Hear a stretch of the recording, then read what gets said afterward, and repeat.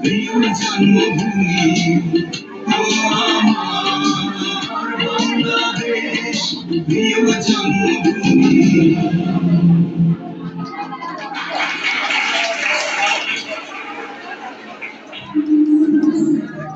Bangladesh